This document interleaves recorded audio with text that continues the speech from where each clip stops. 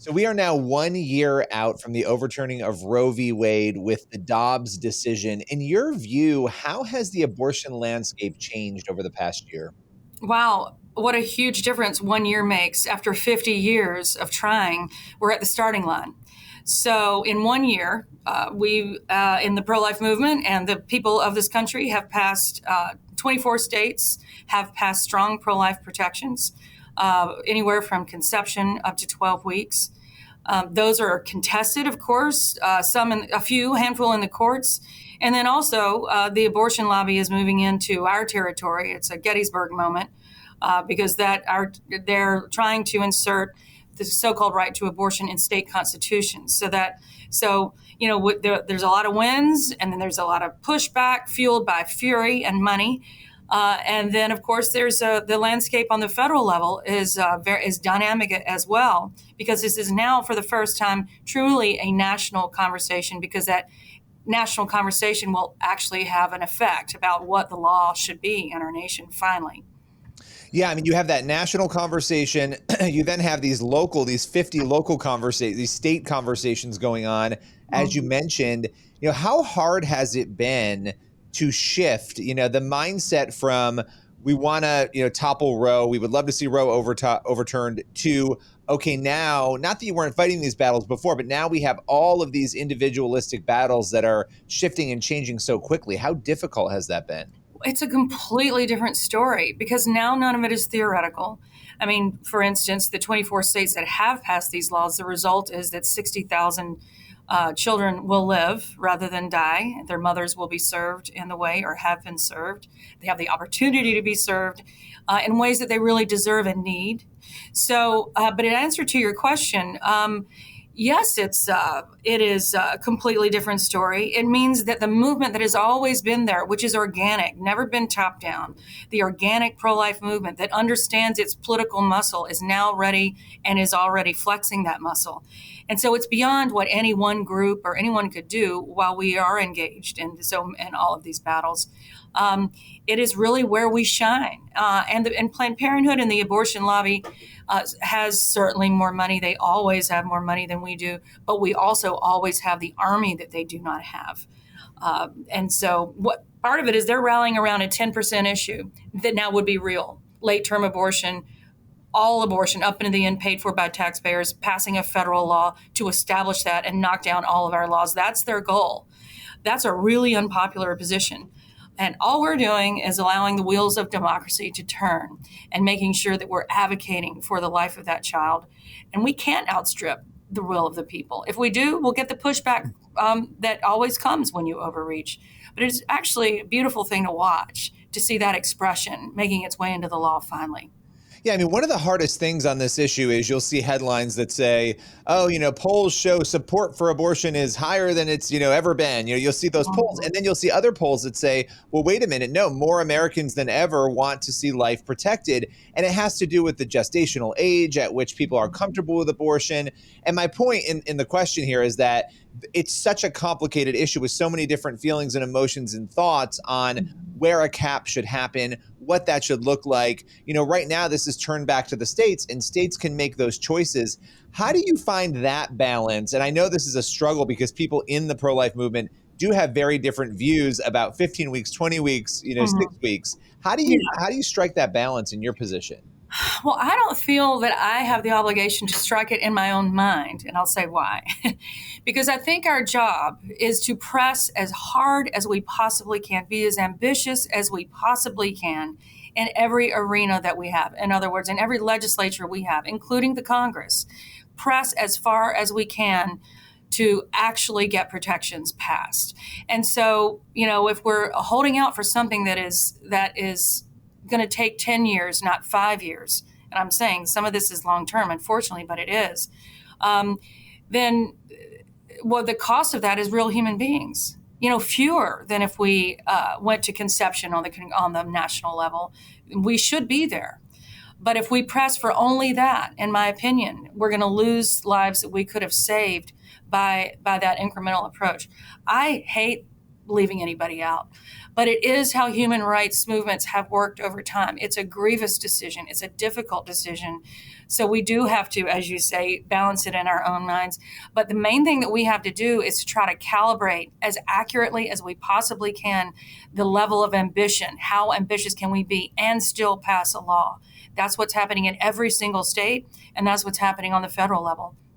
When it comes to the Republican Party in general, how this is marketed and discussed, it seems like there's sometimes, because of these issues, it's sometimes difficult in your mind, and I'm not asking you to solve all the problems here, but if you were giving advice to people on how to communicate this issue in a factual and compassionate way, people on the right of center, how would you encourage them to do that? Well, this is my job, and so I spend a lot of time doing this. And Kellyanne Conway has joined me now to do this because we think that there needs to be a very high level focus on this right now, moving into midterms and state elections all over the country. And so it's actually relatively simple. Stand in the crowd that's the 70% crowd, not the 10% crowd.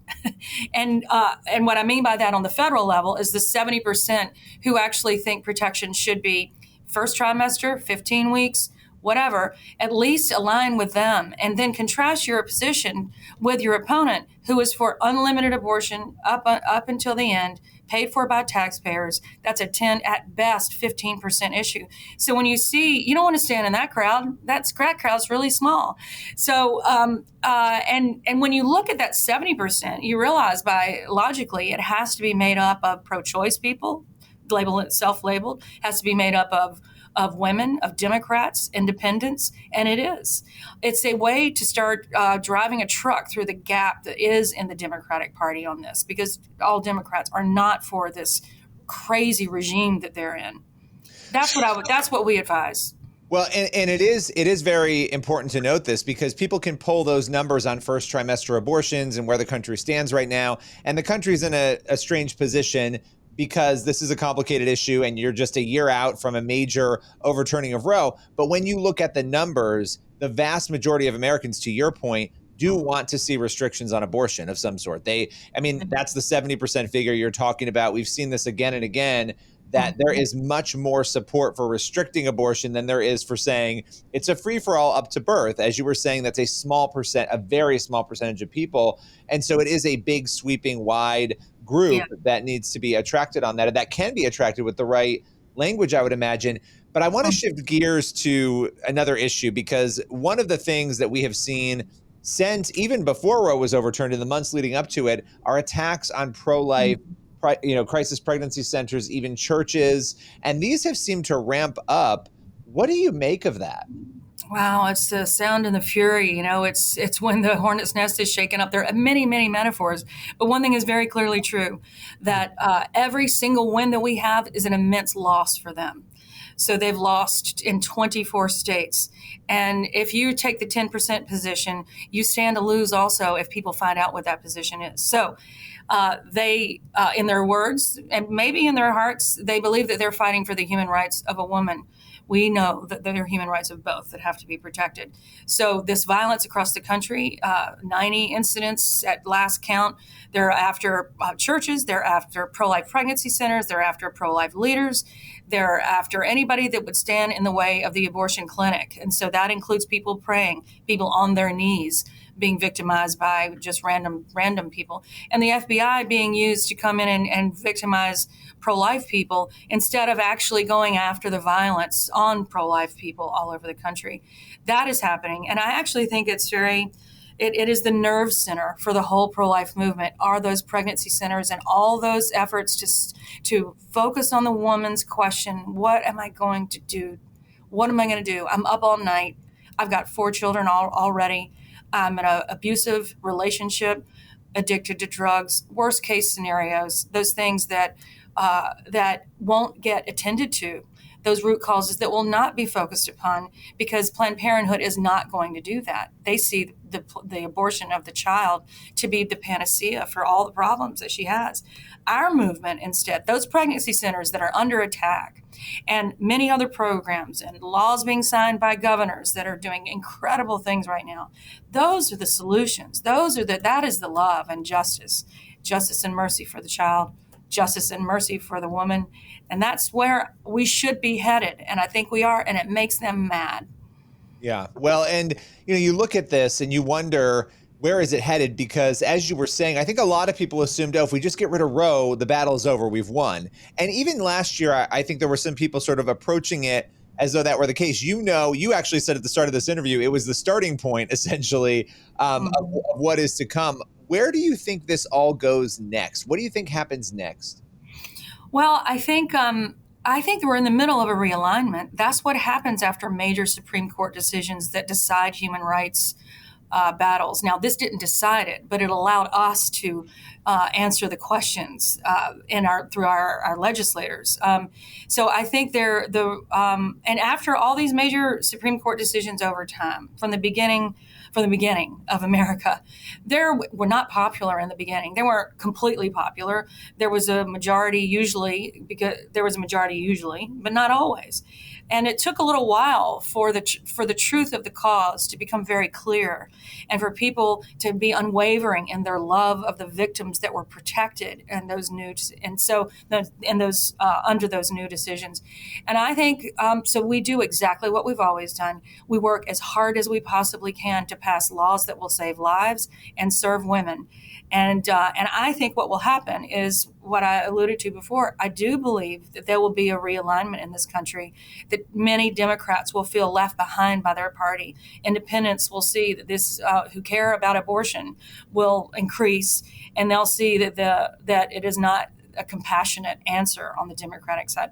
Even people who consider themselves pro-choice will start refining down, well, maybe only in the very beginning, or maybe, and sort of like when I became pro-life, it just kind of chiseled down to, okay, it's just actually another human being. And so let's just do what we can for both.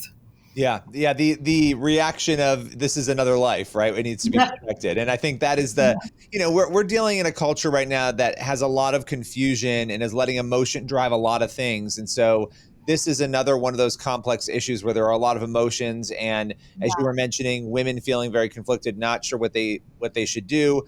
And yet there's a whole pro-life movement. I mean, the last question I have for you, because I found it interesting to be in conversations with people on this issue, and many times the allegation is, well, what are you doing to help? You don't do anything to help, and that's usually directed at the pro-life side. And what would you say when maybe somebody from the pro-choice side comes up, because there may be people watching who are in these conversations and hearing these things, and they're accused on the pro-life side of not being compassionate and not doing anything to help women who do choose to keep their children? You just gave me a great idea, because that's a great question. I think part of the answer would be, we'll go into the U.S. Congress and let's list every single pregnancy center around the country. There are 3,000. And then let's list every asset for woman and child in every state to serve the needs that are really the deep-rooted needs that I've described a little while ago, the cycle of abusive relationships and drug addiction and poverty and homelessness and all those things. Programs to address those problems and put them on a long list. And it would, I'm sure, I'm in Arlington, Virginia, it would go from here, it would span from here to the U.S. Congress. The amount of work that these loving people do is often in quiet and invisible, because they don't brag about it. They just do the work that they need to do. And often because they don't want to expose the women themselves to any public publicity that would in any way embarrass them or keep them from where they need to be, which is a lot of healing very often. That's what I would say. Well, and one thing about the attacks is the attacks have actually shed light on the fact that these organizations are out there, for those who don't know, and that they are doing this work. Listen, I appreciate you taking the time, coming on and reflecting on this 1-year anniversary of Dobbs. Looking forward to speaking sometime soon.